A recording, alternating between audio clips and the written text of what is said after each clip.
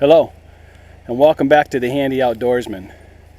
Today, Bo and I are up at the property, and we're going to start clearing out some of this brush you see here of twigs and other things so that we can start putting in the food plot for this summer. So basically, I'm going to put a new gun blind here, but back a ways a little bit. And then this whole open area here, I'm going to plant in Whitetail Institute's Imperial mix. So for right now, I just plan on cleaning up some of this brush around here with the tractor and go ahead and give this a good raking to clean up all the leaves and the twigs, so that when I come through here with the plow, it'll be pretty easy to do. Bo's already back there trying to tear up a lot of it, but I think he's going to need a little help. Huh, Bo? You ready to get to work? Or are you going to play around some more? Alright guys, let me go ahead and get started.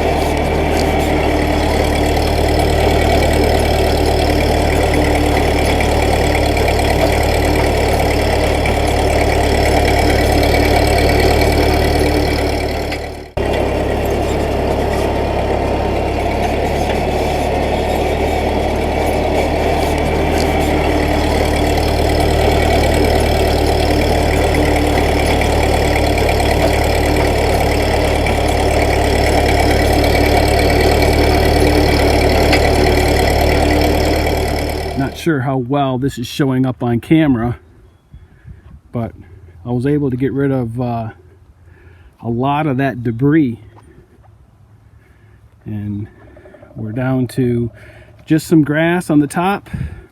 All the twigs and leaves are out of here, so I'm pretty much starting with as I said earlier, a clean slate. And this is just the raking. So over here, sorry about the camera shaking, over here is the pile of all the stuff that I removed from this field.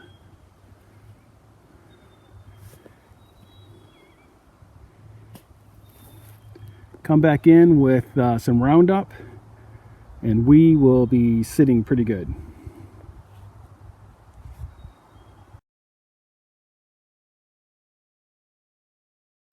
Okay, today we're here to do two things. Number one is I need to get a soil sample from each of the food plots that I'm putting in.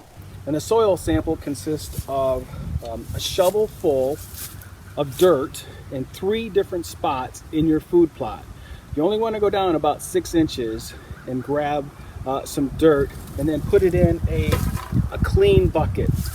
And then you take that dirt, you mix it up, and then you send in a soil sample.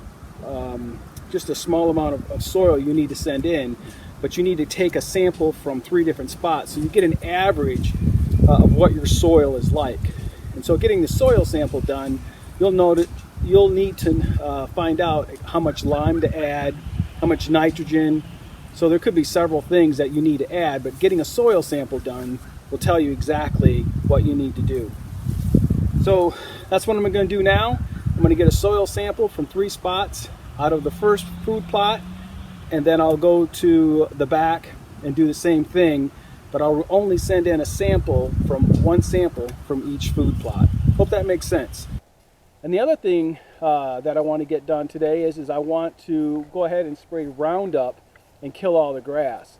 Now you want to take your soil sample first before you spray your Roundup so that you're not getting any kind of contaminants in your test, and you send it in and you wasted money on the test. So get your soil sample before you spray or put down anything in your food plots. So that's what we're going to do today. It's a beautiful day. I got a small window here of about 2 days of beautiful weather like this today and tomorrow. And then after that, we're supposed to get about 3 days of steady rain. So I want to get this down, get it applied, let it soak in, and then let the rain finish taking it off. What I'm using to spread out the Roundup is I went to Tractor Supply, caught this 4-gallon backpack sprayer on sale for 26 bucks, and I also picked up some of their 41%, I think it's called glyphosate, and which is the same thing used in Roundup, much cheaper, and that's what I plan on spraying on the field today. So again, it's a 4-gallon backpack, and I'm putting in about 20 ounces of the Roundup, and then as I walk through, that'll get all mixed up and be agitating, mixing up well as I'm walking, and we should be able to spray this down fairly quickly. Now I must say that if you are going to spray this stuff, whether you're using a tractor with a sprayer on it or a walk around like this, always wear a mask. This stuff's pretty nasty smelling.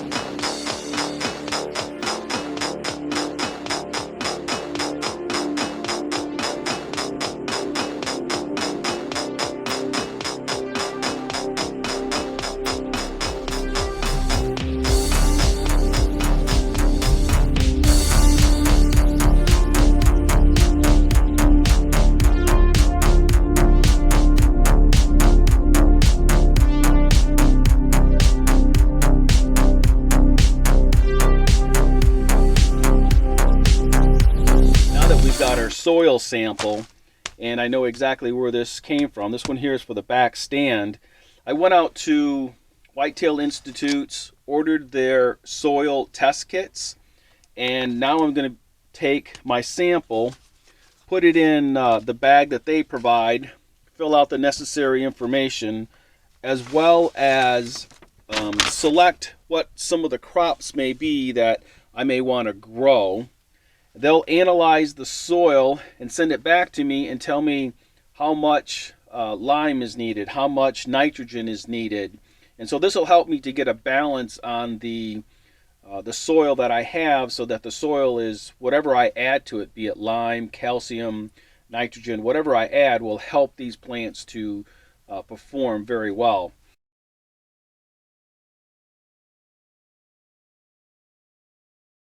Now the kit includes an envelope to put your sample in, a form to be filled out to tell them what you're going to grow, and then a self-addressed envelope to send it back. You have to pay postage, and I think it's about $6, maybe $7 per envelope, but I'll know that once I go to mail it.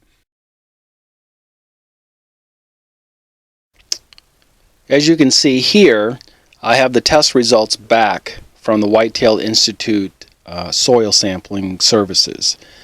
And I sent my soil test in, and you can get this back within 24 hours if you provide them with your email address. As you can see here, there's quite a bit of information that I got back on each soil plot, and it tells me my pH level, and that pH level is very critical as far as what the condition of your soil is in order for you to plant a healthy, productive crop. And so what you see here is that they provide you how much lime, nitrogen, phosphate, magnesium, and a few other nutrients that need to be put back into the soil for a crop to grow based upon what you're trying to, type of foliage you're trying to grow. And so as you can see here, they break it down per acreage, and if you're not doing a full acreage, they break it down per square foot. And so doing a soil test is very, very beneficial in making sure that you're just not putting seed into the ground and hoping that something will grow successfully, but you're getting information that will help you to be very successful in being able to produce a food plot that is not only, beneficial for the deer, but beneficial for you, that you're just not putting money into the ground and burying it in seed and effort. So I'm glad I had it done. I've read many books, watched a few videos, attended a few seminars, and in every one of those situations, they've always said to get a soil sample.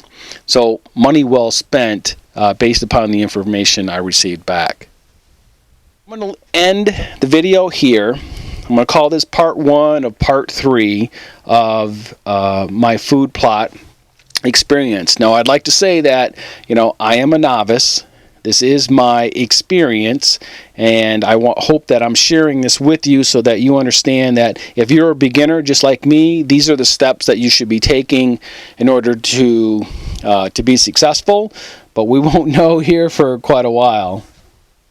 The next video will be about turning up the soil, putting down the lime, the fertilizer, and the seed, and then preparing the bed for it to germinate. So stay tuned, and I should have another video out here within the next couple of weeks with that next process. So as always, I appreciate you watching. I hope that you've learned something from my experience and that you're able to be successful in whatever you do, learning from watching this video. As always, take care, and God bless.